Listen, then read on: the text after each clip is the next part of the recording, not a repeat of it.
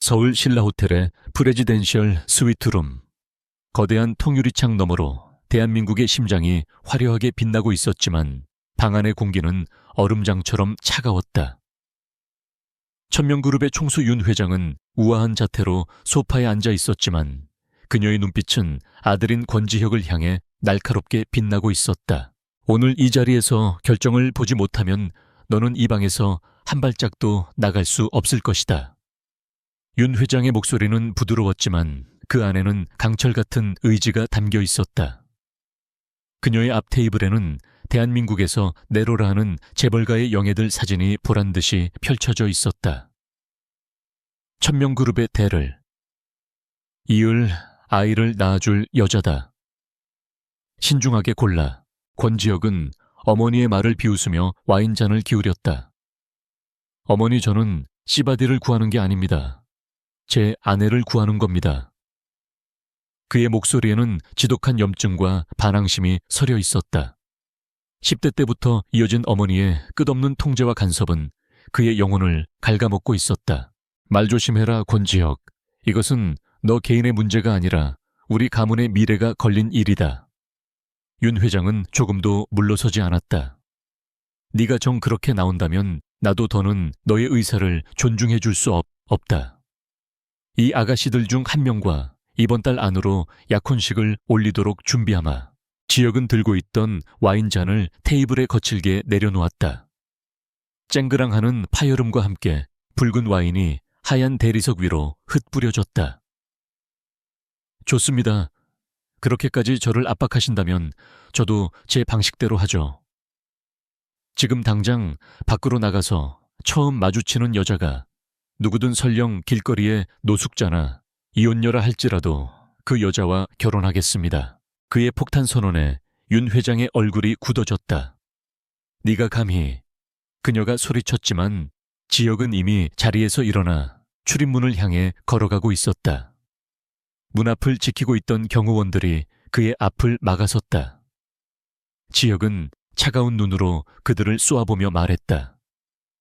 비켜. 내 앞을 막는 자는 내일부터 천명그룹에서 볼 수 없을 것이다. 경호원들이 잠시 주춤하는 사이 지혁은 옆에 있던 대형 화병을 창문으로 던져버렸다.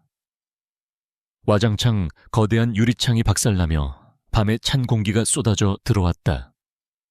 모두의 시선이 그쪽으로 쏠린 틈을 타 그는 비상구를 통해 유령처럼 스위트룸을 빠져나갔다. 그의 뒤로 윤 회장의 분노에 찬 고함 소리가 들려왔다. 같은 시각 서울에서 수백 킬로미터 떨어진 강원도의 한적한 태백산맥 줄기. 한 대의 낡은 승용차가 어둠 속을 위태롭게 달리고 있었다. 차 안에는 오서연과 그녀의 전남편 배성호가 타고 있었다. 며칠 전 이혼 서류에 도장을 찍은 두 사람이었지만 성호는 마지막으로 함께 여행을 하며 관계를 정리하고 싶다고 그녀를 설득했다. 성호 씨, 우리 어디로 가는 거예요? 벌써 몇 시간째 산길만 달리고 있잖아요. 서연이 불안한 목소리로 물었다. 아이 둘을 친정에 잠시 맡겨두고 나온 터라 마음이 편치 않았다. 배성호는 운전대만 바라보며 아무 말도 하지 않았다. 그의 옆 얼굴은 어둠 속에서 유난히 차갑고 낯설어 보였다. 차가 마침내 인적 없는 산 중턱의 갓길에 멈춰섰다. 성호는 시동을 끄고 차에서 내렸다. 서연도 의아한 표정으로 그를 따라 내렸다. 주변은 온통 칠흑 같은 어둠과 스산한 바람 소리뿐이었다. 성호 씨, 도대체 여긴... 그녀의 말이 채 끝나기도 전에 성호가 차갑게 입을 열었다. 미안하다, 서연아. 그의 목소리는 너무나도 차분해서 오히려 섬뜩했다. 사실 나 김아린 씨와 결혼하기로 했다. 그녀 집안에서 내가 이혼남이라는 걸 받아주는 조건으로 네가 세상에서 완전히 사라져주기를 원했어. 그의 말은 비수처럼 서연의 심장에 박혔다. 김아린, 남편의 회사 상사의 딸이자 두 사람의 이혼을 종용한 바로 그 여자였다. 최여연은 믿을 수 없다는 듯 그를 바라보았다. 제정신이야. 여기서 나더러 어쩌라고. 그녀의 목소리가 절망으로 떨렸다. 성호는 죄책감이라고는 찾아볼 수 없는 얼굴로 말했다. 며칠만 고생해. 곧 구조대가 올 거야. 그때까지만 조용히 사라져줘. 이건 우리 모두의 행복을 위한 거야. 그는 그 말을 남기고 다시 운전석에 올라탔다. 서연이 미친 듯이 차문을 두드렸지만 그는 매정하게 문을 잠그고 시동을 걸었다. 배성호, 정신 차려. 당신 미쳤어. 문 열어. 그녀의 절규는 산속의 바람 소리에 묻혀버렸다. 자동차 헤드라이트가 어둠 속에서 멀어지며 서연은 칠흑 같은 어둠과 혹독한 추위 속에 홀로 남겨졌다. 한편 서울을 빠져나온 권지혁은 스포츠카의 속도를 최고로 높이며 고속도로를 질주하고 있었다. 그의 머릿속은 어머니에 대한 분노와 자신의 삶에 대한 환멸로 가득 차 있었다. 그는 무작정 동쪽으로 불빛이 없는 곳을 향해 달렸다. 그렇게 몇 시간을 달렸을까?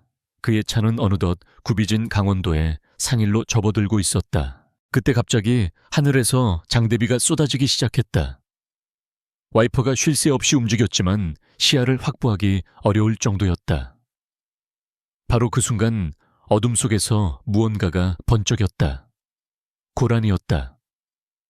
갑자기 튀어나온 고라니를 피하기 위해 지혁은 본능적으로 핸들을 꺾었다. 끼익 빗길에 미끄러진 차는 통제력을 잃고 가드레일을 들이받았다. 엄청난 충격과 함께 차체가 몇 바퀴를 구른 뒤 도로 아래 비탈길로 처박혔다. 지혁의 머리에 강한 충격이 전해지며 그의 의식은 깊은 어둠 속으로 가라앉았다.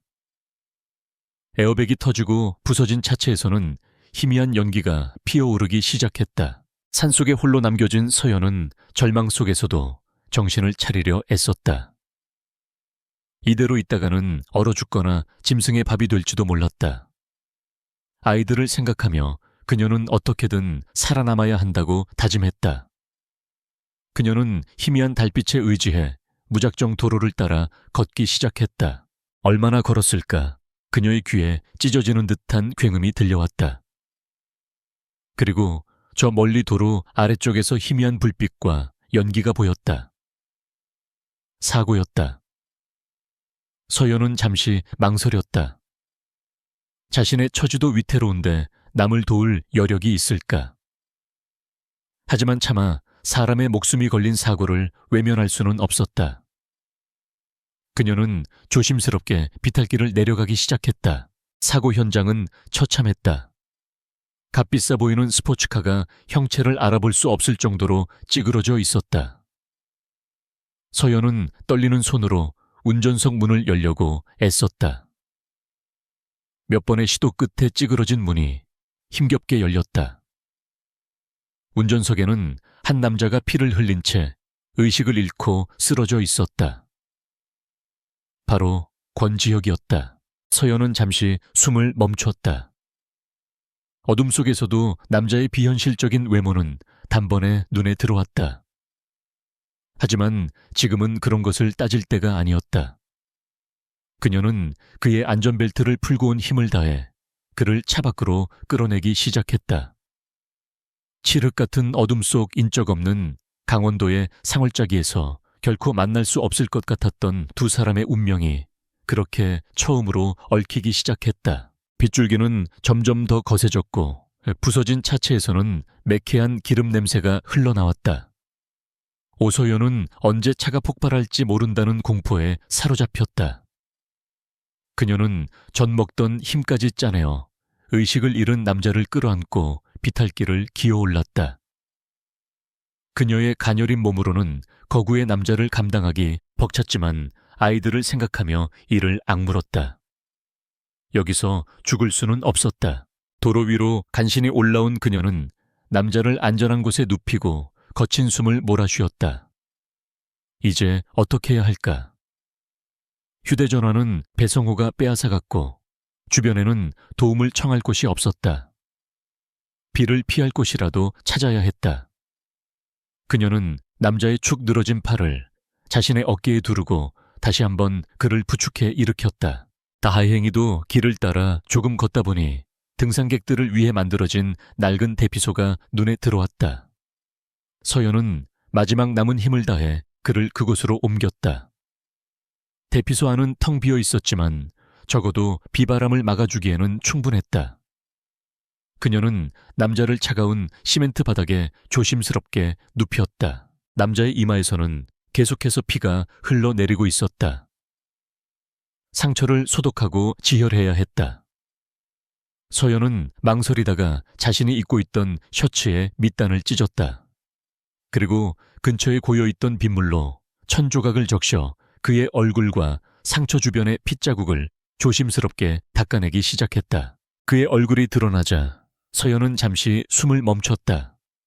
텔레비전 속 배우들보다도 더 비현실적으로 잘생긴 얼굴이었다. 하지만 지금 그녀에게 그의 외모는 중요하지 않았다. 그녀의 눈에는 그저 도움이 필요한 한 명의 인간 자신처럼 세상에 홀로 내버려진 가여운 존재로 보일 뿐이었다. 그녀는 찢은 셔츠의 마른 부분으로 그의 상처를 꾹 눌러 지혈했다. 권지혁의 의식은 깊은 안개 속을 헤매고 있었다. 머리를 짓누르는 극심한 고통과 온몸을 감싸는 항의 속에서 그는 희미한 온기를 느꼈다. 누군가 자신의 얼굴을 부드럽게 닦아주고 있었다. 그는 힘겹게 눈을 뜨려 했지만 눈꺼풀은 청은망은 무거웠다. 흐릿한 시야 속으로 한 여인의 얼굴이 어렴풋이 보였다. 그것은 그가 아주 어릴 적부터 힘들고 외로울 때마다 꿈속에 나타나던 여인의 모습과 닮아 있었다. 늘 따뜻한 미소로 자신을 바라보며 괜찮다고 속삭여주던 현실에는 존재하지 않는 구원의 여신.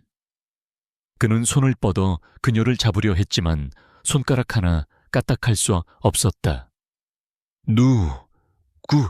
세요. 그의 입에서 잠언과도 같은 소리가 흘러나왔다. 서연은 그가 중얼거리는 소리를 들었지만 무슨 말인지 알아들을 수는 없었다. 그의 몸이 불덩이처럼 뜨거웠다. 사고의 충격과 비를 맞은 탓에 고열이 시작된 것이다.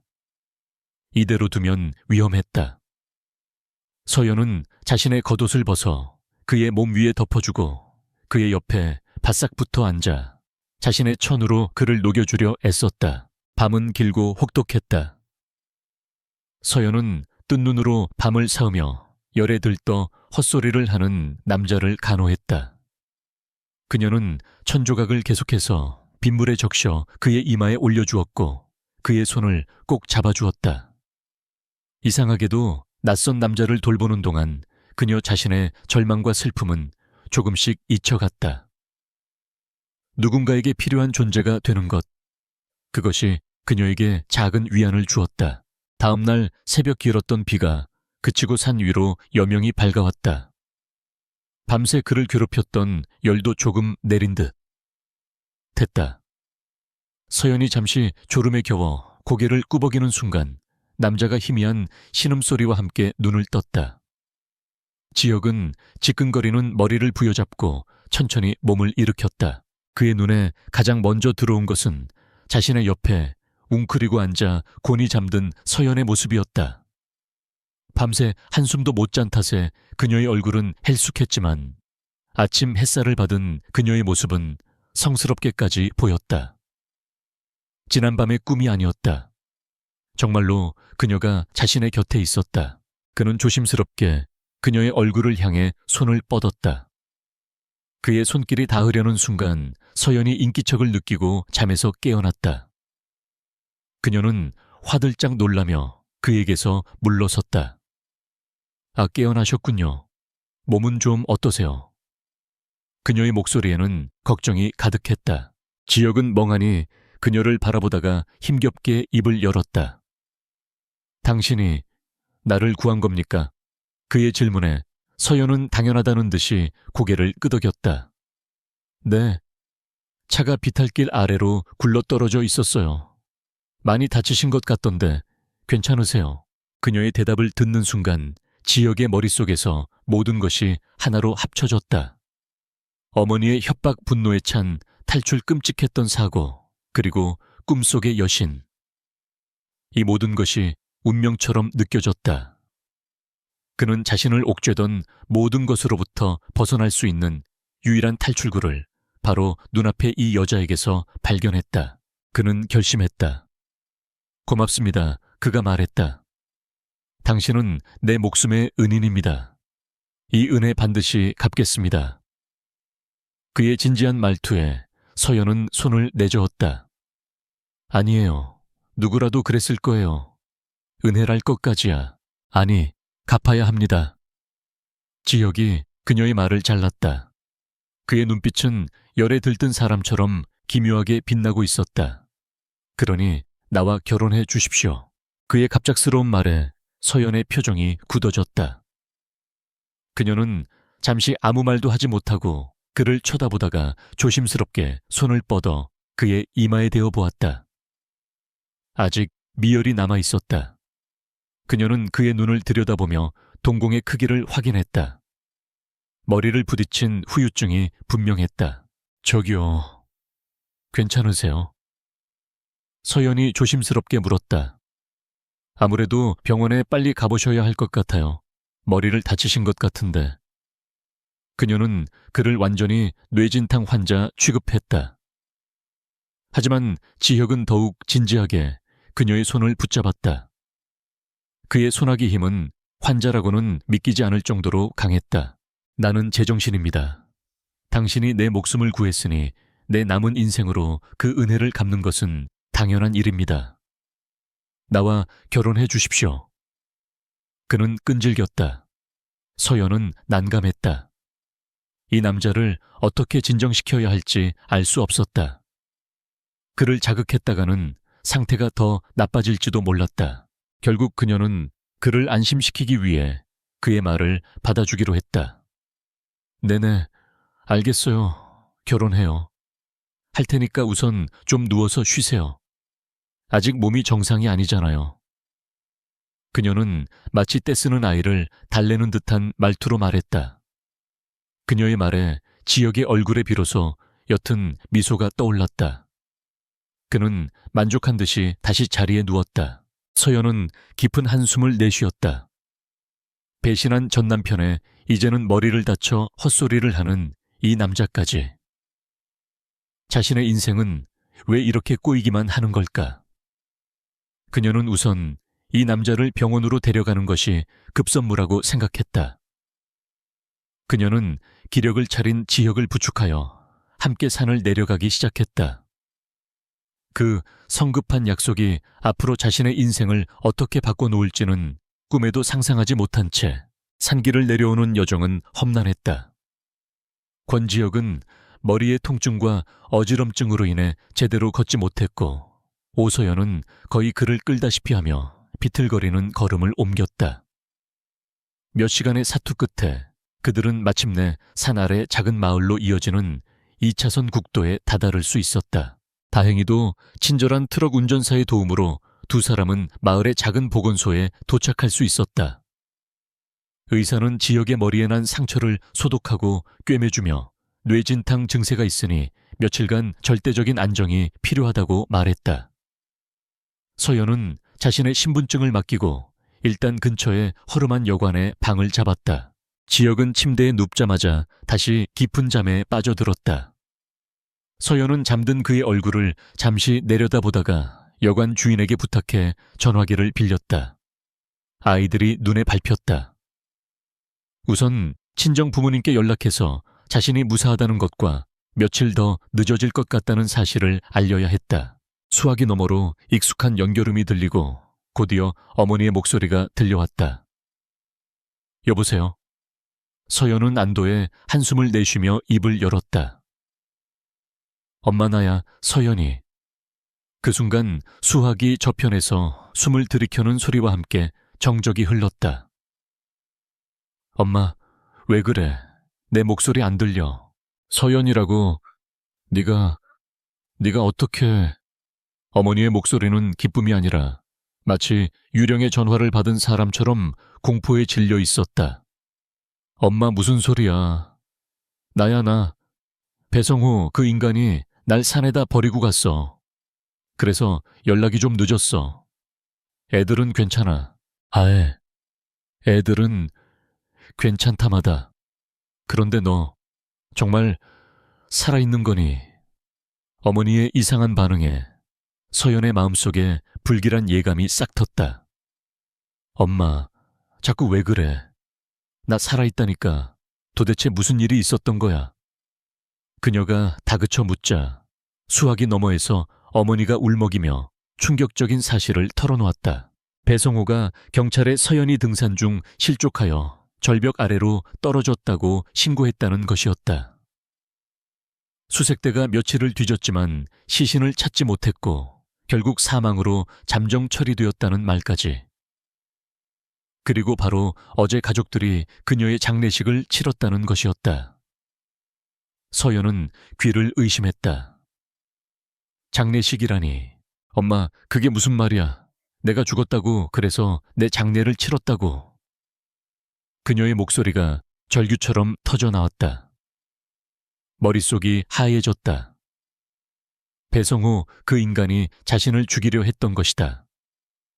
하지만 그보다 더 큰 충격은 가족들의 반응이었다. 어떻게 딸의 생사를 제대로 확인하지도 않고 장례를 치를 수가 있단 말인가. 전화를 끊은 서연은 그 자리에 주저앉아 한참을 망연자실해 있었다.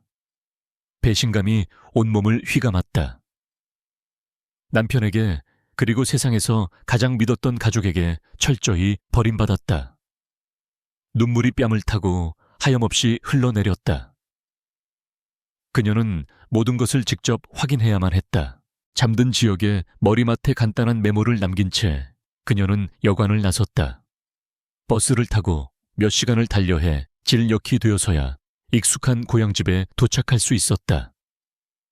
대문 앞에는 아직 장례식을 치른 흔적인 근조 화환들이 어지럽게 널려 있었다. 그녀의 심장이 차갑게 가라앉았다. 떨리는 손으로 문을 열고 안으로 들어섰을 때 그녀는 거실에서 펼쳐지고 있는 광경에 그대로 얼어붙었다. 그녀의 부모님과 남동생 오서진이 상복도 벗지 않은 채 상위에 돈다발을 펼쳐놓고 신나게 세고 있었다. 그것은 바로 그녀의 장례식에서 들어온 조의금이었다. 이걸로 서진이 결혼 자금은 해결되겠네. 아이고, 그래도 우리 딸년이 죽어서라도 효도를 하는구나. 그들의 대화는 비수처럼 서연의 가슴에 박혔다. 그녀가 살아 돌아온 것을 본 가족들의 반응은 기쁨이 아니었다. 경악과 당혹 그리고 분노였다. 네, 네가 어떻게... 아버지가 손가락질하며 더듬거렸다. 제가 살아 돌아와서 실망하셨어요. 서연이 차가운 목소리로 물었다. 그녀의 눈에서는 더 이상 눈물이 나오지 않았다. 남동생 서진이 벌떡 일어나며 소리쳤다. 누나, 이게 어떻게 된 거야? 너 때문에 우리 지금 얼마나 곤란해졌는지 알아. 조의금 받은 거 다 물어줘야 할 판이라고. 그의 뻔뻔한 태도에 서연은 실소마저 터져 나왔다. 그래서 내가 그냥 죽었어야 했다는 거니 그 돈 때문에. 그녀의 일갈에 가족들은 아무 말도 하지 못했다. 그들의 침묵은 긍정보다 더 잔인했다. 서연은 그 순간 깨달았다. 이곳은 더 이상 그녀의 집이 아니었다. 그녀는 지옥의 한가운데 서 있었다. 그날 밤 가족들은 그녀를 방에 가두었다. 그녀가 밖에 나가 자신이 살아있다는 사실을 알리면 모든 것이 엉망이 될 것이라며 두려워했다. 서연은 굳게 잠긴 방문 앞에서 절망에 몸을 떨었다. 아이들이 보고 싶었다. 어떻게든 이곳을 빠져나가 아이들을 되찾아야 했다. 다음 날 아침 방문이 열리고 남동생 서진이 들어왔다. 그의 얼굴에는 교활한 미소가 떠올라 있었다. 누나 걱정 마. 내가 누나 인생 다시 시작할 수 있게 좋은 자리를 알아봐 줬어. 그가 내민 것은 한 남자의 사진이었다. 이웃 마을의 박영감. 돈은 많지만 아내 5을 때려 죽였다는 흉흉한 소문이 파다한 늙은이였다. 미쳤어. 날 저런 늙은이한테 팔아넘기겠다고. 서연이 경악하며 소리쳤다. 어머니가 뒤따라 들어오며 그녀의 뺨을 내리쳤다. 이게 다 누굴 위한 건데. 네가 저 영감한테 시집가면 우리 서진이 결혼 자금도 해결되고 네 아이들도 호강하며 살 수 있잖아. 죽은 사람이 살아 돌아와서 집안 망신시키는 것도 모자라. 이제 은혜도 모르고 대들어. 그들의 논리는 기괴하고 끔찍했다. 서연은 필사적으로 저항했지만 건장한 남동생의 힘을 당해낼 수는 없었다. 그녀는 다시 방에 갇혔고 오늘 저녁 박 영감이 사람들을 데리고 자신을 데리러 올 것이라는 말을 들었다. 이제 정말로 모든 것이 끝이라는 생각이 들었다. 한편 여관에서 뒤늦게 잠이 깬 권지혁은 서연이 사라진 것을 발견하고 당황했다. 그녀가 남긴 메모에는 집안에 급한 일이 생겨 잠시 다녀오겠습니다. 금방 돌아올 테니 걱정 말고 쉬고 계세요. 라고 적혀 있었다. 하지만 몇 시간이 지나도록 그녀는 돌아오지 않았고 그의 마음속에는 불안감이 점점 커져만 갔다. 그의 머리는 이제 거의 정상으로 돌아와 있었다.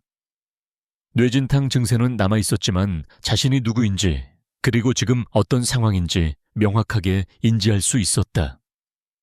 그는 어젯밤 자신이 홧김에 그리고 혼란 속에서 그녀에게 청혼했다는 사실을 기억해냈다. 어처구니 없는 일이었지만 이상하게도 후회스럽지는 않았다. 오히려 그녀를 이대로 놓치고 싶지 않다는 생각이 강하게 들었다. 그는 더 이상 기다릴 수 없었다. 그는 여관의 전화기를 들어 자신의 비서인 김 실장의 번호를 눌렀다. 단 한 번의 신호음이 울린 후 다급한 목소리가 들려왔다. 회장님, 괜찮으십니까? 도대체 어디에 계신 겁니까? 지혁은 그의 말을 자르고 이전의 혼란스러운 환자가 아닌 천명그룹의 지배자다운 차갑고 권위적인 목소리로 명령했다. 내 위치는 중요하지 않아. 지금부터 내가 하는 말을 잘 들어. 오서연이라는 여자를 찾아. 그리고 그녀의 가족에 대한 모든 것을 샅샅이 조사해. 지금 당장 권지혁의 명령이 떨어진 지 불과 1시간도 차에 되지 않아. 김 실장이 이끄는 천명그룹의 정보팀은 오서연과 그녀의 가족에 대한 모든 정보를 취합하여 보고했다. 보고서의 내용은 충격적이었다. 가짜 장례식 횡령한 조의금, 그리고 딸을 늙은이에게 팔아넘기려는 비인간적인 계획까지 모든 것이 적나라하게 기록되어 있었다. 지혁은 차가운 분노에 휩싸였다. 자신을 구해준 그 선하고 강인한 여인이 세상에서 가장 가까워야 할 가족에게 그런 끔찍한 취급을 받고 있었다는 사실에 피가 거꾸로 솟는 듯 했다. 그는 더 이상 지체할 수 없었다. 그녀가 자신에게 했던 약속은 비록 혼란 속에서 맺어진 것이었지만 이제는 반드시 지켜야 할 무거운 책임이 되었다. 그는 즉시 경호팀을 소집했다. 여관을 나서는 그의 모습은 더 이상 사고 후유증에 시달리는 나약한 환자가 아니었다. 그의 눈빛과 걸음걸이에는 대한민국 최고의 재벌 그룹을 이끄는 지배자의 위엄과 결단력이 서려 있었다. 여러 대의 검은색 세단이 조용한 시골 마을을 빠져나가 서연의 고향집을 향해 질주하기 시작했다. 그 시각 서연은 굳게 잠긴 방문 앞에서 필사적으로 탈출할 방법을 찾고 있었다. 창문은 쇠창살로 막혀 있었고 방문은 밖에서 빗장을 걸어 잠근 상태였다. 해는 점점 서쪽으로 기울고 있었고 밖에서는 저녁 준비를 하는 어머니의 부산한 소리와 동생이 박 영감을 맞이할 준비를 하는 목소리가 들려왔다. 시간이 없었다. 다 준비되었느냐? 박 서방님이 오실 시간이 다 되었는데 서연이 그녀는 얌전히 있겠지. 걱정 마 엄마. 방에 잘 가둬 놨으니까. 오늘 밤만 넘기면 우리도 목돈을 쥘 수 있다고. 가족들의 대화는 칼날이 되어 그녀의 심장을 후벼 팠다. 그녀는 눈을 질끈 감았다. 아이들의 얼굴이 떠올랐다. 이대로 끌려갈 수는 없었다. 그때였다. 낡은 대문 밖으로 요란한 경적 소리와 함께 여러 대의 차가 멈춰 서는 소리가 들렸다. 마을 사람들이 웅성거리는 소리도 들려왔다. 잠시 후 육중한 몸집의 박 영감이 기분 나쁜 웃음소리를 내며 마당으로 들어섰다. 그의 뒤로는 험상궂게 생긴 장정 몇 명이 따라붙었다. 잔긴 장모, 이 박서방이 왔소이다. 우리 예쁜 색시는 어디에 있소? 박영감의 목소리는 기름기가 잔뜩 낀 채 역겹게 울렸다. 서연의 어머니와 남동생은 허리까지 숙여가며 그를 맞이했다. 아이고, 박서방님, 어서 오십시오. 귀한 분이 이런 누추한 곳까지. 그들의 아첨이 끝나기도 전에 열려있던 대문으로 검은 양복을 입은 남자들이 그림자처럼 쏟아져 들어왔다. 그들은 일사불란하게 움직이며 순식간에 마당을 포위했다. 갑작스러운 상황에 박영감과 그의 수하들, 그리고 서연의 가족들은 모두 넋이 나간 채 굳어버렸다. 그리고 그들 사이를 가르며 한 남자가 천천히 마당 안으로 들어섰다. 권지혁이었다. 그는 값비싼 코트를 입고 있었고 그의 얼굴에는 어떤 감정도 담겨있지 않았지만 그에게서 뿜어져 나오는 압도적인 기운은 주변의 공기마저 얼어붙게 만들었다. 서연의 가족들은 그가 누구인지 알아보지 못하고 어리둥절해했다. 애뉘신데 남의 집 잔칫날의 행패시오. 박영감이 애써 허세를 부리며 소리쳤다. 지혁은 그에게 눈길조차 주지 않고 서연의 남동생에게 차갑게 물었다. 오서연 씨는 어디에 있지? 그의 목소리는 낮았지만 거역할 수 없는 힘이 담겨 있었다. 서진은 자신도 모르게 손가락으로 서연이 갇힌 방을 가리켰다. 지역의 경호원 2명이 즉시 방문으로 다가가 단숨에 빗장을 부수고 문을 열어젖혔다. 방 안에서 초주검이 된 얼굴로 웅크리고 있던 서연은 문 앞에 서 있는 지역의 모습을 보고 자신의 눈을 의심했다. 그가 어떻게 여기에 꿈을 꾸고 있는 것 같았다. 지역은 방 안에 서연을 향해 부드러운 눈빛을 보낸 뒤 다시 싸늘한 표정으로 박영감과 서연의 가족을 향해 돌아섰다. 당신들이 지금 무슨 짓을 하려 했는지 잘 알고 있다. 사람을 물건처럼 팔아넘기려 한 죄, 어디 한번 그 대가를 치러보시지. 무슨 소리요? 저 여자는 이제 내 마누라요. 당신이 뭔데 참견이야. 박영감이 소리쳤다. 지혁의 입가에 경멸 어린 미소가 떠올랐다. 그는 서연에게로 걸어가 그녀의 어깨를 부드럽게 감싸 안았다. 그리고 마당에 있는 모든 사람들이 들을 수 있도록 또렷하게 선언했다. 오소연 씨는 내 약혼녀다. 그의 말은 천둥처럼 마당을 울렸다. 모두가 얼어붙었다. 서연 역시 충격에 휩싸여 그를 올려다보았다. 약혼녀라니, 그가 지난밤에 했던 헛소리가 아니었던 말인가. 박영감과 서연의 가족은 믿을 수 없다는 표정으로 지혁과 서연을 번갈아 쳐다보았다. 지혁은 더 이상 그들을 상대할 가치도 없다는 듯 김 실장에게 고갯짓했다. 처리해. 그 한마디에 모든 것이 정리되었다. 김 실장은 경찰에 연락하여 서연의 가족들을 사기 및 인신매매 미수 혐의로 신고했고 박영감과 그의 수하들은 과거의 폭행치사 혐의까지 들춰내어 법의 심판을 받게 만들었다. 그들의 비명과 저항은 지역의 경호원들에게 무참히 제압되었다. 모든 소란이 끝난 후 지역은 충격에서 벗어나지 못하고 있는 서연을 향해 몸을 돌렸다. 그는 그녀의 눈을 똑바로 바라보며 말했다. 미안합니다. 조금 늦었습니다. 그의 목소리는 이전과 달리 부드러웠다. 우선 여기서 벗어나야 합니다. 당신과 아이들을 내가 책임지겠습니다. 나와 함께 서울로 갑시다. 서울로. 그는 그녀에게 선택의 여지를 주지 않았다. 서연은 아직 모든 상황이 제대로 이해되지 않았지만 자신과 아이들을 이 지옥에서 구해줄 유일한 동아줄이 바로 눈앞의 남자라는 것만은 분명히 알 수 있었다. 그녀는 말없이 고개를 끄덕였다. 지역은 먼저 서연을 데리고 그녀의 아이들이 맡겨져 있던 친척 집으로 향했다. 엄마를 발견하고 달려와 와라간기는 아이들의 모습에 서연은 마침내 참았던 눈물을 터뜨렸다. 지역은 그 모습을 조용히 지켜보다가 아이들을 자신의 차에 태웠다. 차가 어둠에 잠긴 시골 마을을 빠져나와 화려한 불빛으로 가득한 서울을 향해 달리기 시작했다. 뒷좌석에서는 아이들이 곤히 잠들어 있었다. 서연은 창밖의 풍경을 바라보며 옆에서 운전하고 있는 남자를 힐끗 쳐다보았다.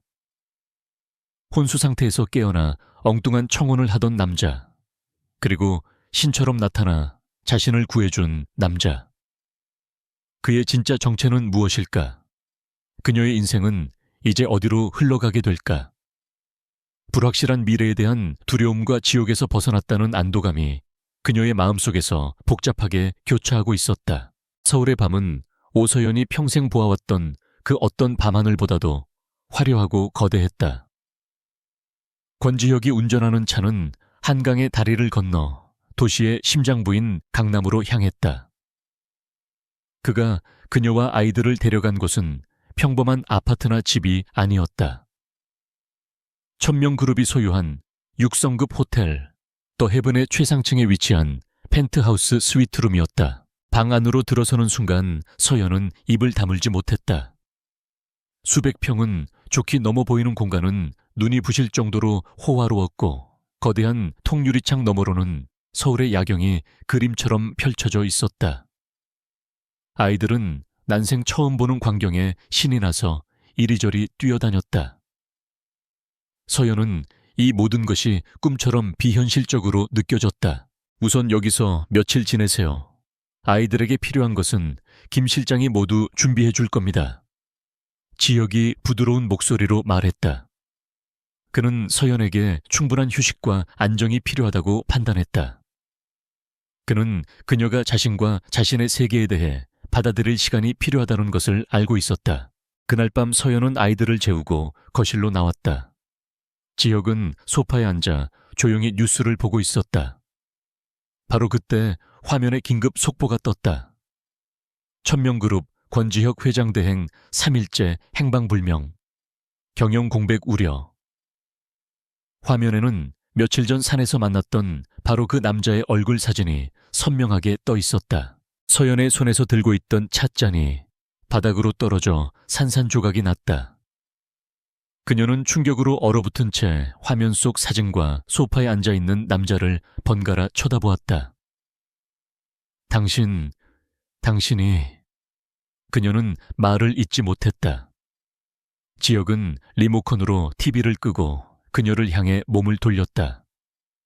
그의 얼굴에 씁쓸한 미소가 떠올랐다. 이제 아셨군요. 네, 제가 바로 당신이 뉴스에서 본 그 사람 권지혁입니다. 그의 고백에 서연의 머릿속이 하얘졌다. 자신이 구한 남자가 머리를 다쳐 헛소리를 하는 환자라고 생각했던 그 남자가 대한민국을 움직이는 거대 재벌 그룹의 총수였다니. 그리고 그런 남자가 자신에게 청혼을 했다니. 모든 것이 거대한 농담처럼 느껴졌다. 왜 저한테 거짓말을... 그녀의 목소리가 떨렸다. 거짓말한 적 없습니다. 단지 당신이 내 말을 믿지 않았을 뿐이죠. 지혁이 자리에서 일어나 그녀에게 다가왔다. 그리고 내가 당신에게 했던 약속 결혼하자는 말, 그것 역시 진심입니다. 그의 진지한 눈빛에 서연은 뒷걸음질 쳤다. 그들 사이의 세계는 너무나도 달랐다. 그녀는 아이가 둘 딸린 이혼녀였고 그는 하늘 위의 별과 같은 존재였다. 말도 안 돼요. 이건 불가능한 일이에요. 그녀가 고개를 저었다. 지혁은 그런 그녀의 손을 부드럽게 잡았다. 가능하고 불가능하고는 내가 결정합니다. 당신은 그냥 내 옆에 있기만 하면 됩니다. 내가 모든 것을 지켜줄 테니. 며칠 동안 지혁은 그녀에게 생각할 시간을 주었다. 그는 회사 일은 김 실장에게 맡긴 채 호텔에 머물며 서연과 아이들 곁을 지켰다. 그는 아이들에게 다정한 아빠처럼 동화책을 읽어주었고 서툰 솜씨로 요리를 해주기도 했다. 그의 따뜻한 모습에 서연의 마음도 조금씩 열리기 시작했다. 어쩌면 이 남자라면 정말로 믿어도 되지 않을까 하는 작은 희망이 싹텄다. 하지만 그 평화는 오래가지 않았다. 며칠 후 윤 회장의 비서가 얼음처럼 차가운 얼굴로 펜트하우스를 찾아왔다. 그녀는 지혁에게는 눈길도 주지 않고 서연에게 차갑게 말했다. 회장님께서 오서연 씨를 뵙기를 원하십니다. 지금 당장 저와 함께 가주셔야겠습니다. 그것은 초대장이 아니라 거역할 수 없는 소환장이었다. 성북동에 위치한 천명그룹의 본관은 고궁을 연상시킬 만큼 웅장하고 위압적이었다. 서연은 지혁과 함께 차에서 내려 굳게 닫힌 대문 안으로 들어섰다. 잘 가꿔진 정원을 지나 본관 건물 안으로 들어서자 수십 명의 사용인들이 도열하여 그녀를 훑어보았다. 그들의 시선에는 노골적인 경멸과 호기심이 뒤섞여 있었다. 윤 회장은 고풍스러운 응접실에 홀로 앉아 있었다. 그녀는 서연이 안으로 들어서자 들고 있던 찻잔을 내려놓고 그녀를 머리부터 발끝까지 훑어보았다. 그 시선은 마치 감나가는 물건의 흠을 찾는 듯 단 차갑고 분석적인 시선이었다. 네가 내 아들을 홀렸다는 그 여자렸다. 윤 회장의 첫마디는 얼음처럼 차가웠다. 나이도 많고 애까지 딸린 이혼녀 주제에 감히 어느 안전이라고 내 아들을 넘봐. 그녀의 목소리에는 노골적인 도끼가 서려 있었다. 목적이 뭐냐? 돈이냐?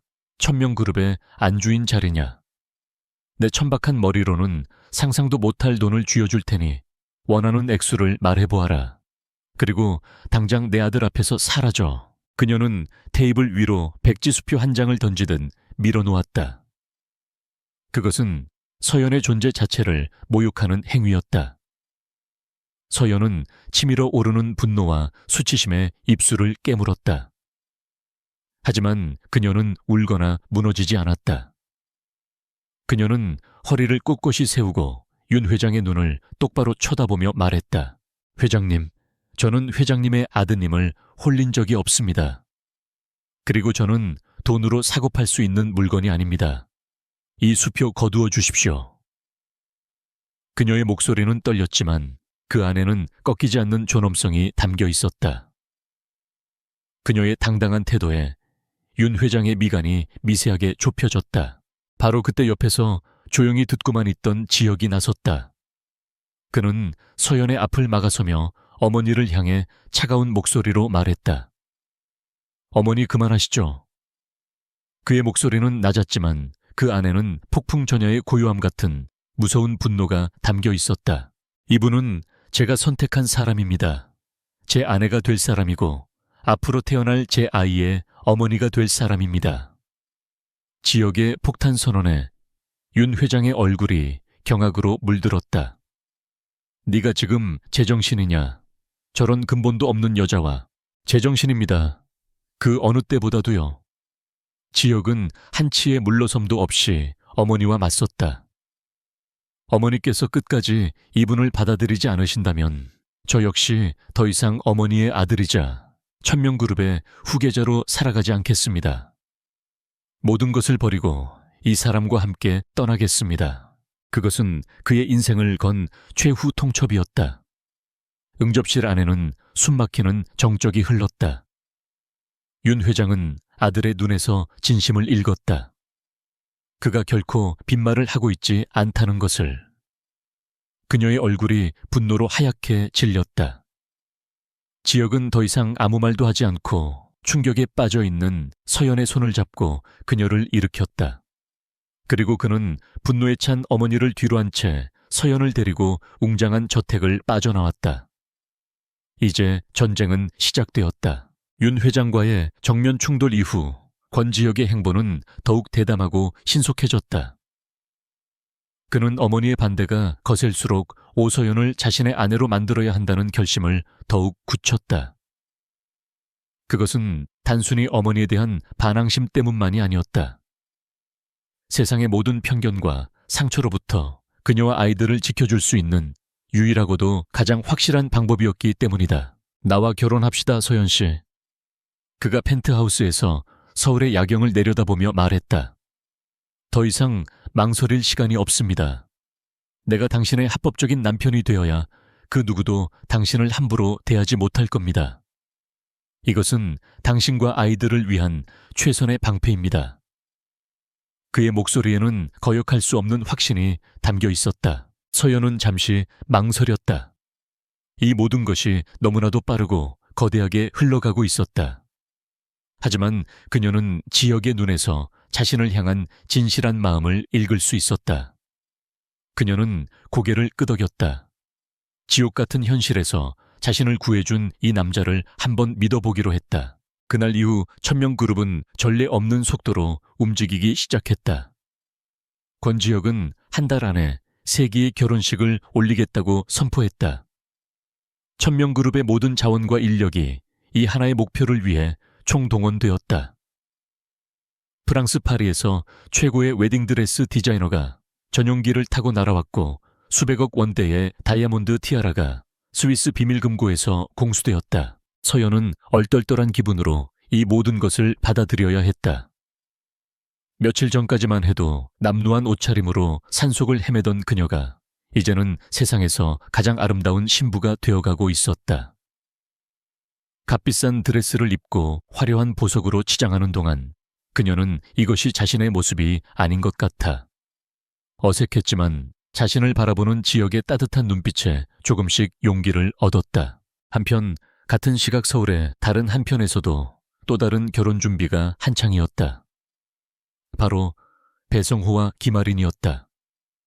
아린의 아버지인 김 부장은 딸의 결혼식을 자신의 사회적 지위를 과시할 기회로 삼으려 했다. 그는 1년 전부터 예약해두었던 서울 임페리얼 팰리스 호텔의 그랜드 볼룸을 예식장으로 잡고 온갖 인맥을 동원해 하객들을 끌어모았다. 성호 씨, 이제 곧 당신도 천명그룹의 사위가 되는 거예요. 아린이 값비싼 예물을 구경하며 말했다. 아버지가 그러시는데 이번 결혼만 잘 치르면 당신을 그룹의 핵심 부서로 옮겨주신대요. 그녀의 목소리에는 속물적인 계산이 가득했다. 배성호는 아첨하는 미소를 지으며 그녀의 비위를 맞췄다. 그의 마음속에는 오직 성공에 대한 야망만이 들끓고 있었다. 그들은 오서연이라는 존재를 이미 까맣게 잊고 있었다. 배성호는 그녀가 산속에서 조용히 죽었거나 혹은 살아남았더라도 두려움에 떨며 어디론가 숨어버렸을 것이라 확신했다. 그는 자신의 완전 범죄를 의심하지 않았다. 결혼식 당일 임페리얼 팰리스 호텔은 아침부터 수많은 하객들로 북적였다. 배성호와 김아린은 호텔 로비에서 의기양양하게 하객들을 맞이했다. 바로 그때 호텔 직원들이 수근거리는 소리가 들려왔다. 오늘 우리 호텔의 하늘 위에 있다는 셀레스티얼 홀에서도 결혼식이 열린다던데 도대체 어떤 대단한 사람이길래. 셀레스티얼 홀. 그곳은 VVIP 중에서도 극소수 왕족이나 국빈급 인사가 아니고서는 예약조차 불가능하다는 전설적인 공간이었다. 아린은 호기심과 질투심이 동시에 일었다. 감히 누가 자신의 결혼식 날 자신보다 더 화려한 무대의 주인공이 된단 말인가. 바로 그때 그들의 눈에 익숙한 얼굴들이 들어왔다. 바로 오서연의 부모와 남동생이었다. 배성호는 서연의 죽음을 슬퍼하는 전 사위 역할을 연기하기 위해, 그리고 그들의 입을 막기 위해 일부러 그들을 결혼식에 초대했다. 서연의 가족들은 뻔뻔하게도 상주 노릇을 하며 하객들에게 거짓 눈물을 흘리고 있었다. 그 순간 호텔의 모든 조명이 꺼지고 로비 중앙에 거대한 스크린이 켜졌다. 셀레스티얼 홀에서 열리는 결혼식의 주인공을 소개하는 영상이 재생되기 시작했다. 영상 속에는 눈부신 웨딩드레스를 입은 한 여인이 수줍게 미소 짓고 있었다. 그 얼굴을 확인하는 순간 배성호와 김아린 그리고 서연의 가족들은 모두 그 자리에 얼어붙었다. 오서연이었다. 죽었다고 생각했던 혹은 사라졌다고 믿었던 그녀가 세상에서 가장 아름다운 신부가 되어 화면 속에서 웃고 있었다. 그리고 그녀의 옆에는 천명그룹의 황태자 권지혁이 사랑스러운 눈빛으로 그녀를 바라보고 있었다. 충격은 곧 공포와 분노로 바뀌었다. 저게 어떻게 된 거야? 아린이 비명을 질렀다. 말도 안 돼. 저 여자가 왜 권지혁 회장 대행이랑 배성호는 온몸이 사시나무처럼 떨리기 시작했다. 자신의 범죄가 탄로 날 것이라는 두려움이 엄습했다. 서연의 가족들 역시 눈앞의 광경을 믿을 수 없다는 듯 넋이 나간 표정이었다. 그들은 패닉에 빠졌다. 이대로 결혼식이 진행된다면 모든 것이 끝장이었다. 아린의 아버지는 회사에서 쫓겨날 것이고 배성호는 살인미수 혐의로 감옥에 갈 것이며 서연의 가족들은 사기죄로 처벌받을 터였다. 그들은 본능적으로 살아남기 위해 머리를 맞대고 음모를 꾸미기 시작했다. 막아야 해. 무슨 수를 써서라도 저 결혼식을 망쳐야 해. 저 여자가 사기꾼이라고 권지혁 회장을 속이고 결혼하는 거라고 소문을 내는 거야. 그래, 저 여자가 원래 행실이 불량하고 남자 관계가 복잡했다고 배성호 씨를 배신하고 외도했다고 폭로하는 거다. 그들은 자신들이 저질렀던 죄를 그대로 서연에게 뒤집어 씌우기로 했다. 그들은 자신들의 생존을 위해 마지막 발악을 준비했다. 그 시각 셀레스티얼 홀의 문이 천천히 열렸다. 순백의 웨딩드레스를 입은 서연은 지혁의 팔을 잡고 버진 로드를 향해 첫걸음을 내디뎠다. 홀 안에는 대한민국의 모든 명사들이 모여 그들을 축복하고 있었다. 그녀는 긴장되었지만 곁에서 자신을 굳건히 잡아주는 지혁의 손길에 힘을 얻었다. 주례단상 앞에 선 두 사람.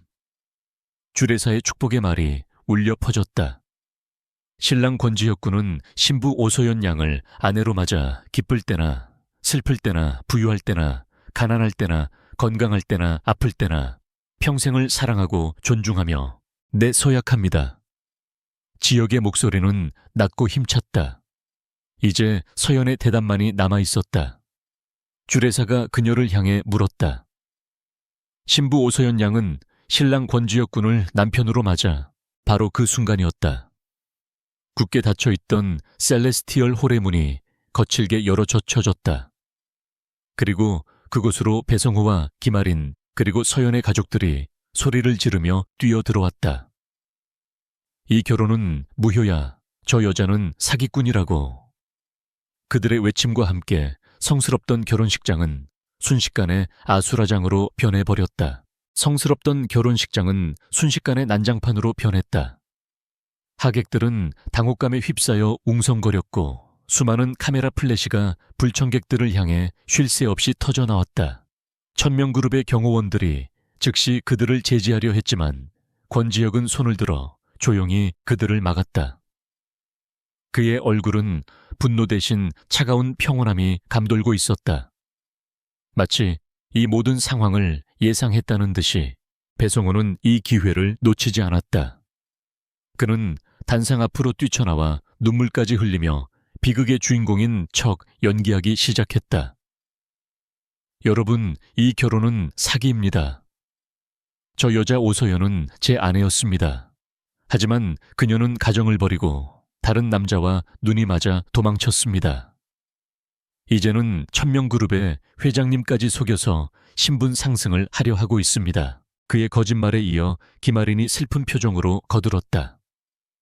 저는 서연이의 가장 친한 친구로서 두 사람의 불륜 현장을 목격했습니다.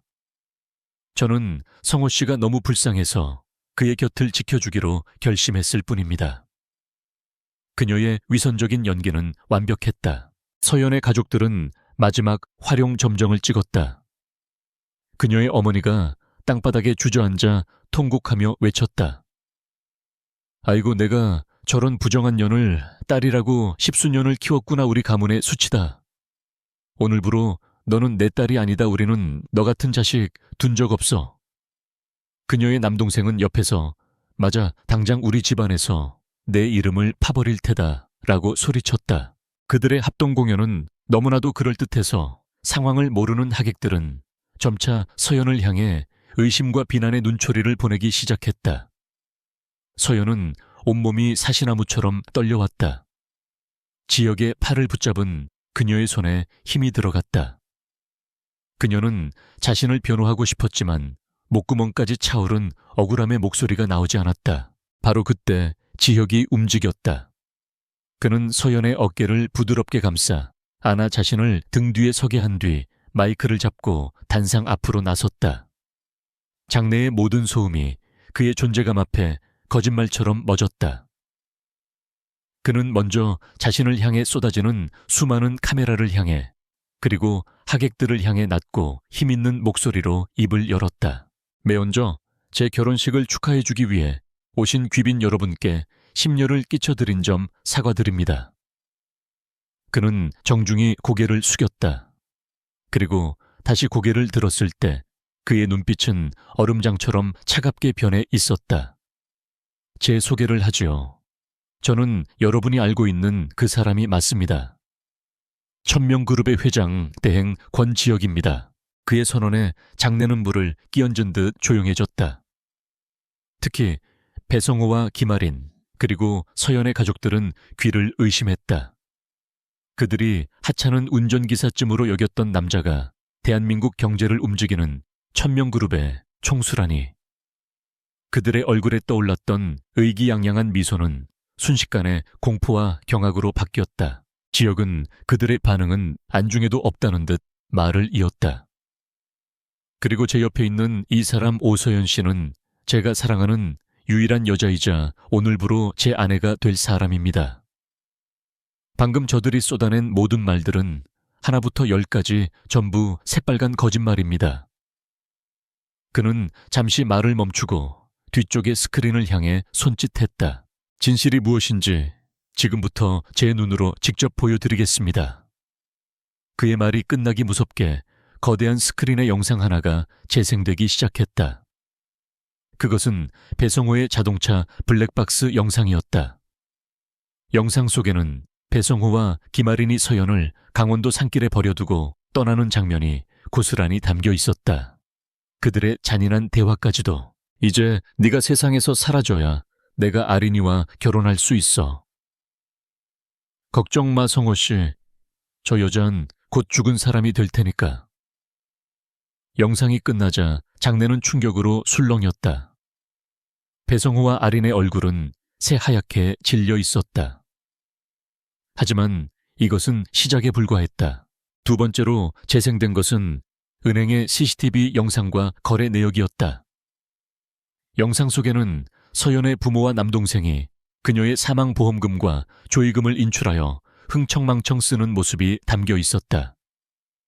심지어 그 돈으로 남동생의 결혼 준비를 하는 통화 녹음까지 공개되었다. 세 번째 증거는 더욱 충격적이었다.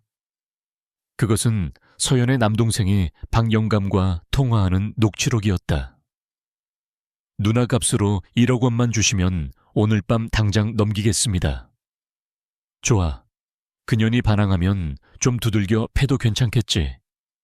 추악한 거래 내용이 만천에 공개되는 순간이었다. 마지막으로 김아린의 아버지인 김 부장이 배성회에게 돈을 건네며 서연의 실종 사건을 경찰에 축소 신고하도록 압력을 넣는 비밀 영상까지 공개되었다. 모든 증거는 완벽했다. 그들은 자신들의 범죄가 이토록 철저하게 기록되고 있을 줄은 꿈에도 몰랐던 것이다. 모든 영상이 끝나고 지혁은 싸늘한 목소리로 마지막 심판을 내렸다. 배성호 김아린 그리고 오서연 씨의 가족들은 살인미수 사기 인신매매 교사 혐의로 이미 검찰에 고발 조치되었어. 아마 평생을 감옥에서 썩게 될 거요. 그의 말이 끝나자마자 예식장의 문이 열리고 제복을 입은 경찰들이 들이닥쳤다. 그들은 곧장 무대 앞으로 다가와 넋이 나간 채 서 있는 배성호와 서연의 가족들에게 수갑을 채웠다. 살려주세요, 잘못했습니다. 그들의 비참한 절규가 예식장을 울렸지만 그 누구도 그들을 동정하지 않았다. 지혁은 마지막으로 김 부장을 향해 시선을 돌렸다. 그리고 김영수 부장, 당신은 오늘부로 천명그룹에서 해고야. 우리 그룹은 당신 같은 범죄자를 임원으로 둘 수 없지. 그의 선언에 김 부장은 그 자리에 주저앉아 버렸다. 모든 악인들이 법의 심판을 위해 끌려나갔다. 아수라장이었던 예식장에는 다시 정적이 찾아왔다. 지혁은 이 모든 과정을 굳은 얼굴로 지켜보고 있던 서연에게로 돌아섰다. 그는 그녀의 손을 부드럽게 잡았다. 그녀의 손은 차갑게 떨리고 있었다. 그는 그녀를 데리고 다시 주례단상 앞으로 걸어갔다. 그리고 마이크를 잡고 모든 하객들을 향해 말했다. 소란이 있었습니다. 이제 모든 것이 정리되었으니 세상에서 가장 아름다운 제 신부와 함께 저희의 서약을 마저 끝내고 싶습니다. 그는 주례사를 향해 고개를 끄덕였다. 계속해 주시죠. 그의 행동은 모두에게 보여주는 하나의 선언이었다. 오서연은 자신의 여자이며 그 어떤 과거도 그 어떤 시련도 두 사람을 갈라놓을 수 없다는 강력한 메시지였다. 서연은 자신을 굳건히 지켜주는 그의 모습을 바라보며 뜨거운 눈물을 흘렸다. 그것은 더 이상 슬픔의 눈물이 아니었다. 결혼식장의 모든 소란이 정리된 후 주례사는 떨리는 목소리로 서약을 마저 진행했다. 권지혁과 오소연은 마침내 하객들의 뜨거운 박수 속에서 부부가 되었음을 선포했다. 그들의 결혼은 대한민국 상류층 역사상 가장 극적이고 떠들썩한 사건으로 기록되었다. 언론은 연일 현대판 신데렐라의 탄생과 재벌가 황태자의 정의로운 사랑에 대한 기사를 쏟아냈다. 모든 악연이 정리된 후 두 사람의 삶에는 꿈같은 평화가 찾아왔다. 지혁은 서연과 아이들을 위해 성북동 본가를 나와 한강이 내려다 보이는 한남동의 최고급 빌라에 새로운 보금자리를 꾸렸다. 그곳은 더 이상 차갑고 위압적인 성체가 아닌 따뜻한 온기와 웃음소리가 가득한 진짜 가정이었다. 지혁은 이전과는 완전히 다른 사람이 되었다. 그는 칼날 같던 냉소적인 태도를 버리고 다정한 남편이자 친구 같은 아버지가 되었다.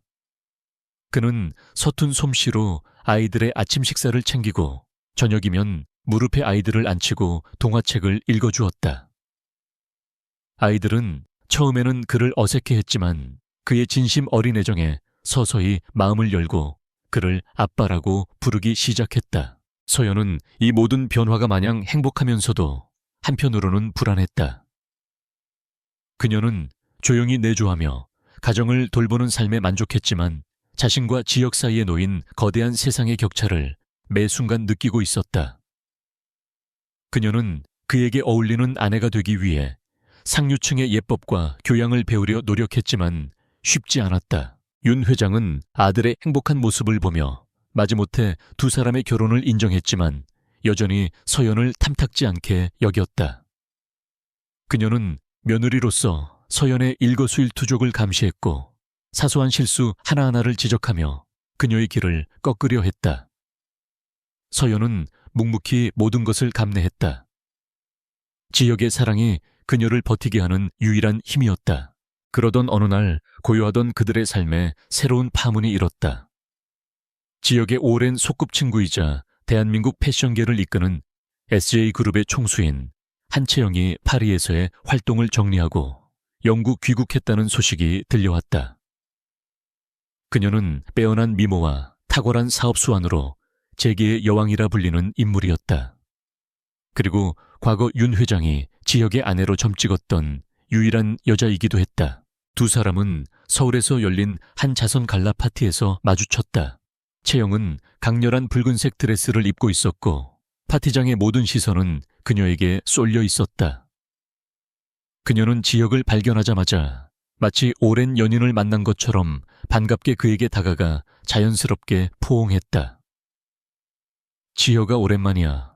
보고 싶었어. 그녀의 친밀한 태도에 지혁은 잠시 당황했지만 이내 친구로서 그녀를 반갑게 맞았다. 하지만 채영의 시선은 곧 지혁의 옆에 서 있는 서연에게로 향했다. 그녀는 서연을 위아래로 훑어보며 교양 있는 미소 뒤에 숨겨진 경멸의 빛을 감추지 않았다. 이분이 바로 그 유명한 신데렐라시구나. 소문대로 참 수수하시네. 참. 그녀의 말은 칭찬처럼 들렸지만 그 안에는 너는 이 자리에 어울리지 않는다는 가시가 숨어 있었다. 서연은 애써 미소를 지으며 그녀의 인사를 받았다. 그날 밤 채영은 의도적으로 서연을 대화에서 소외시켰다. 그녀는 지역과 둘만이 아는 어릴 적 추억이나 서연이 전혀 알지 못하는 유럽 상류층의 사격의 이야기를 꺼내며 자신들의 유대감을 과시했다. 서연은 마치 투명 인간이 된 것 같은 기분을 느꼈다. 지역이 중간에서 그녀를 챙겨주려 했지만 채영은 교묘하게 대화의 흐름을 자신들에게로 돌려놓았다. 그날 이후 채영은 노골적으로 두 사람의 삶에 끼어들기 시작했다. 그녀는 사업 협력을 핑계로 수시로 천명 그룹을 찾아와 지역과 단둘이 식사를 했고 윤 회장을 찾아가 함께 쇼핑을 하며 서연의 험담을 늘어놓았다. 회장님, 지역이가 걱정돼요. 저분과 함께 있는 지역이는 어딘지 모르게 위축되어 보여요. 예전에 자신감 넘치던 모습은 찾아볼 수가 없네요. 그녀의 이간질은 효과적이었다. 윤 회장은 채영의 말을 들으며 서연에 대한 불만을 더욱 키워나갔다. 서연의 마음속에는 불안의 그림자가 점점 짙어졌다. 그녀는 지역을 믿었지만 완벽한 배경과 능력, 그리고 지역과의 오랜 역사를 공유한 채영 앞에서 자신이 한없이 초라하게 느껴졌다. 그녀는 밤마다 악몽을 꾸었다.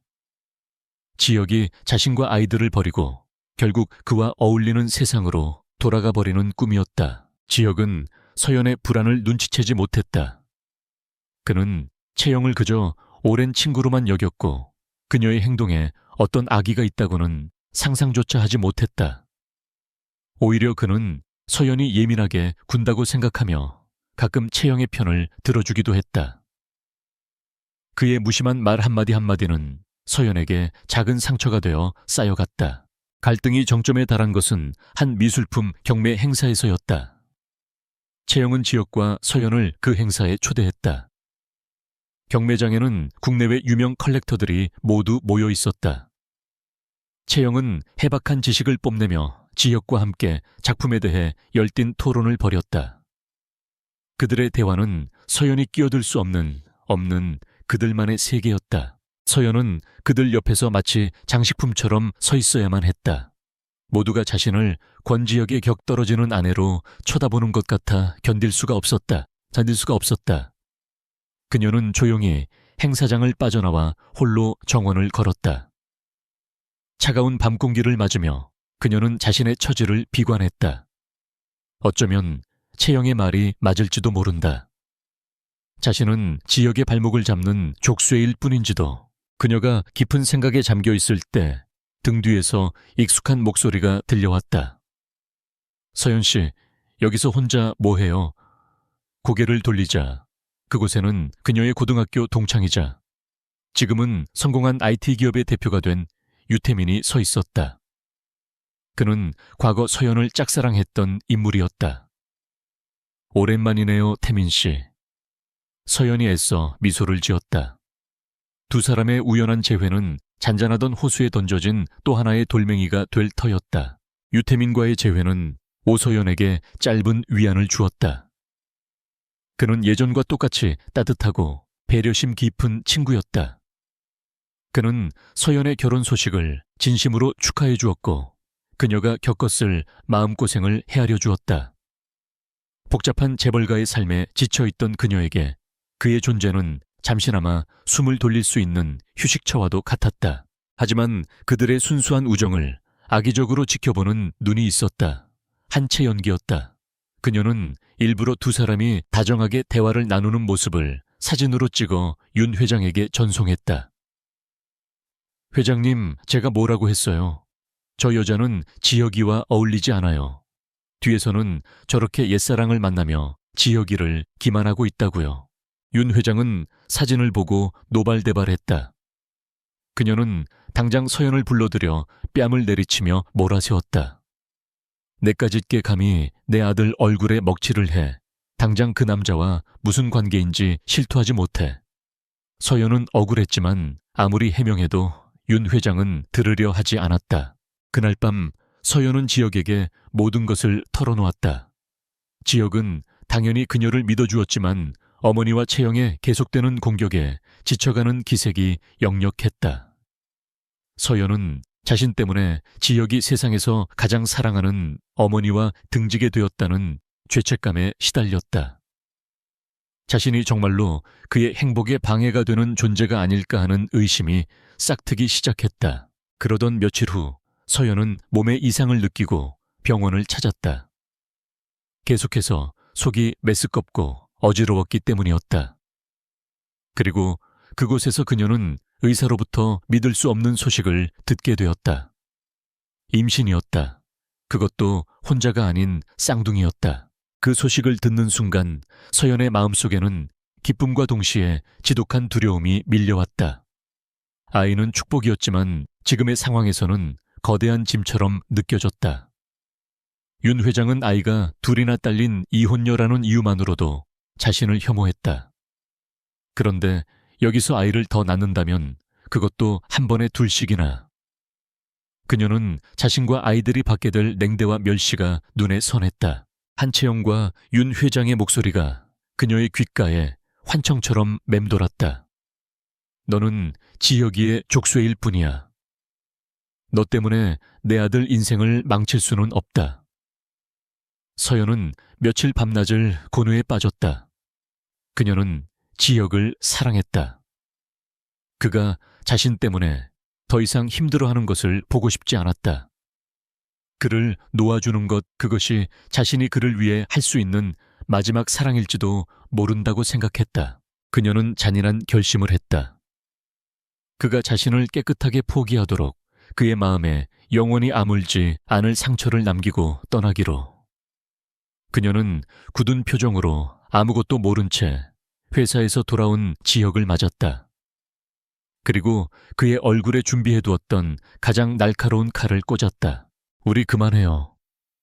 그녀의 목소리는 얼음처럼 차가웠다.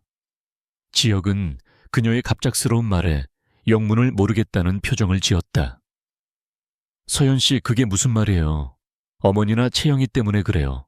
내가 다 해결한다고 했잖아요. 아니요, 당신 때문도 그분들 때문도 아니에요. 서연은 그의 눈을 피하며 말했다.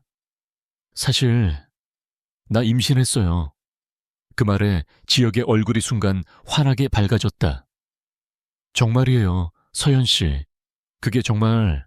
하지만 그녀가 그의 말을 잘랐다. 아이는 당신 아이가 아니에요. 지혁의 얼굴에서 미소가 사라졌다. 그는 자신이 잘못 들었다는 듯 되물었다. 내 방금 뭐라고 했어요? 서연은 입술을 깨물며 준비해두었던 거짓말을 내뱉었다.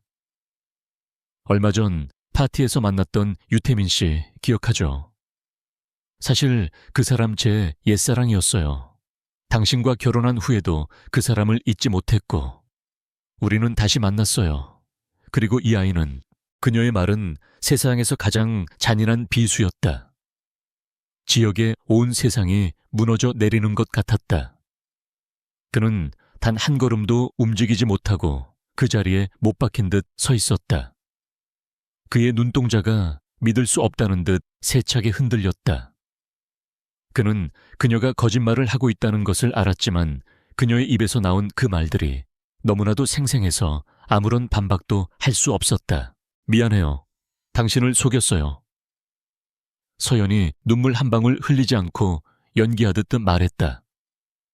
당신이 가진 돈과 배경이 필요했을 뿐 사랑한 적 없어요.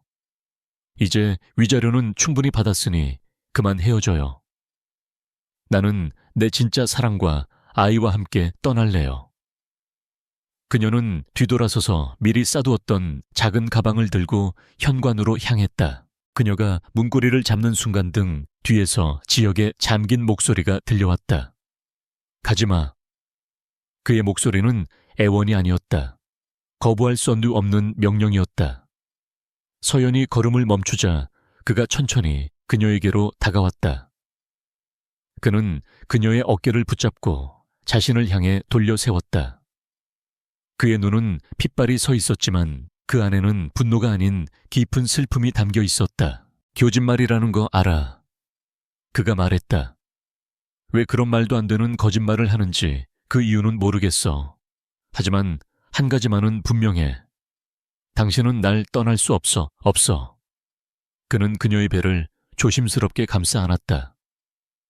그리고 이 아이들, 설령 내 아이가 아니라고 해도 상관없어.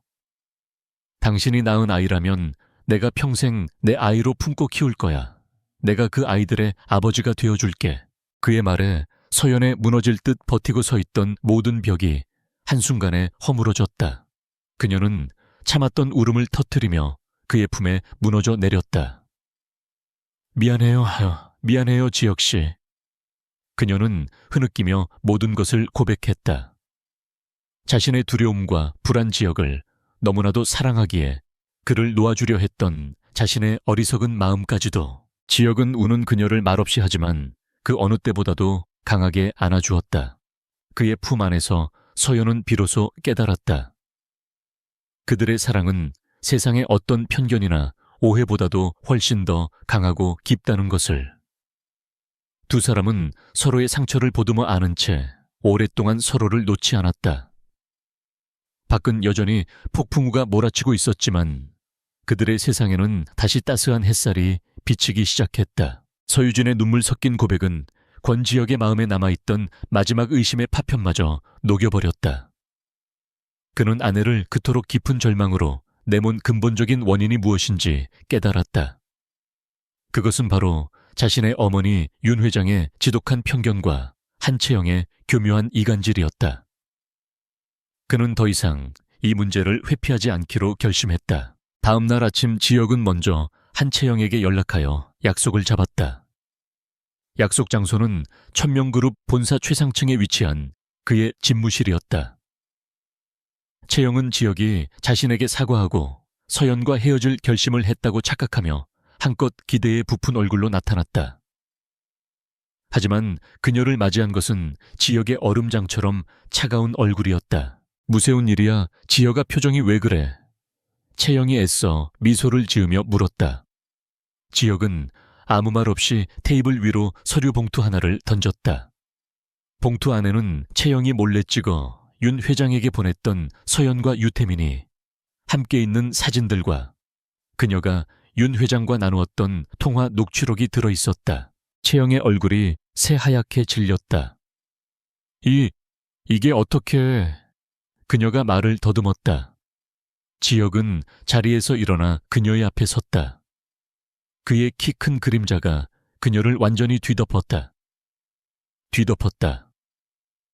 나는 너를 오랜 친구라고 생각했다. 하지만 넌 내 신뢰를 배신하고 내 아내를 모욕하고 내 가정을 파괴하려 했어. 그의 목소리는 낮았지만 그 안에는 지독한 분노가 담겨 있었다. 한채영, 오늘부로 너와 나의 인연은 끝이다. 그리고 한 번만 더 내 아내와 내 가족 근처에 나타난다면 그때는 SJ그룹이 대한민국 지도에서 사라지는 것을 보게 될 거야. 이건 경고가 아니라 약속이다. 그의 선언에 채영은 아무 대꾸도 하지 못한 채 절망적인 표정으로 주저앉았다. 채영과의 관계를 정리한 지혁은 곧장 서연의 손을 잡고 성북동 본가로 향했다.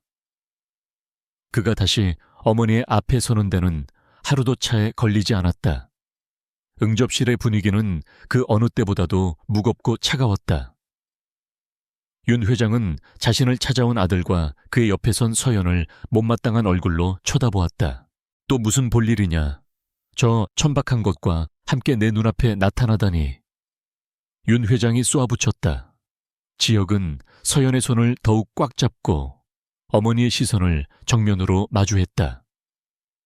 어머니, 제가 오늘 이곳에 온 것은 아들로서 어머니께 마지막으로 드릴 말씀이 있어서입니다.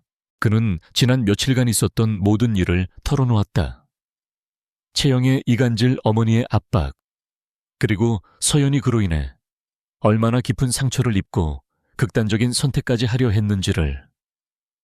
어머니의 지독한 편견과 아집이 하마터면 제 모든 것을 앗아갈 뻔했습니다.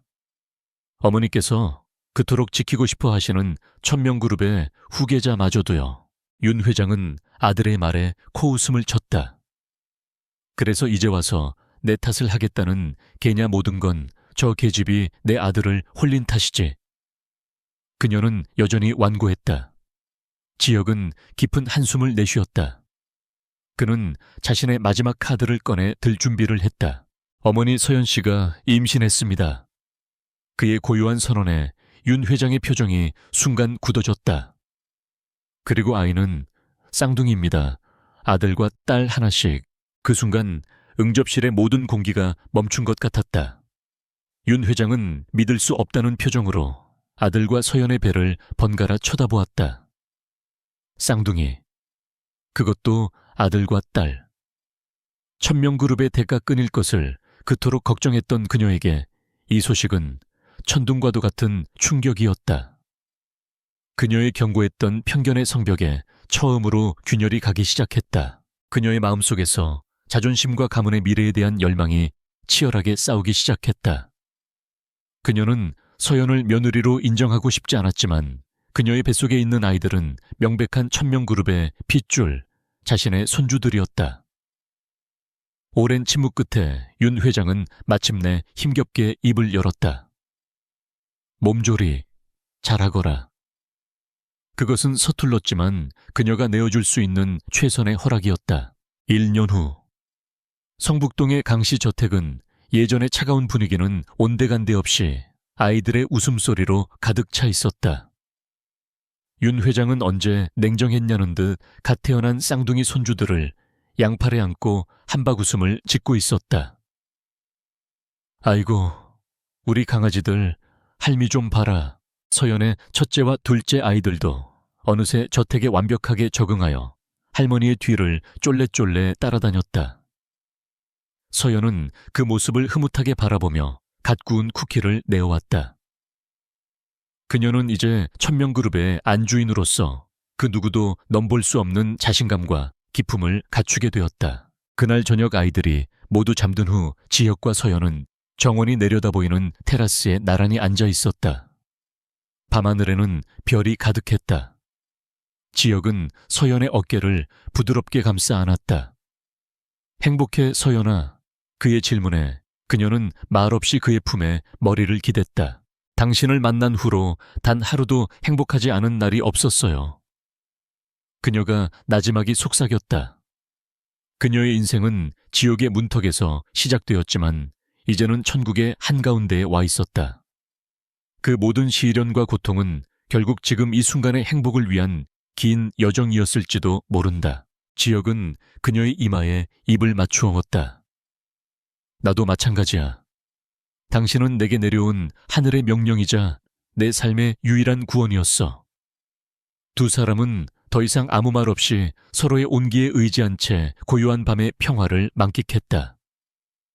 세상의 모든 폭풍우는 지나갔고 그들의 사랑은 이제 영원히 흔들리지 않는 견고한 성이 되어 그들을 지켜줄 터였다.